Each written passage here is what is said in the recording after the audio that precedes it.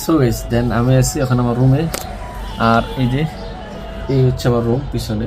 এই যে একটা সিমের খাট, আর এই যে এটা দরজা, আর এই দেশে আমার টেবিল, ডেস্কটপ, আর এই যে এদিকে কাপড় চোপড়, কিছু বই খাতা আছে এদিকে।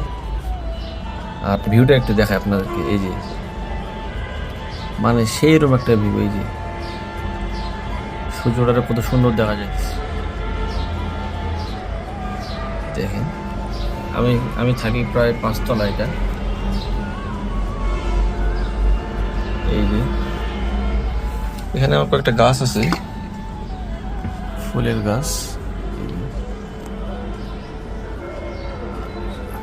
এই যে এখানে একটা ফুল আছে, ওখানে হচ্ছে কয়েকটা মাছ আছে, দেখা যায় মাছগুলো কই ওই সাইডে আছে। সো এই যে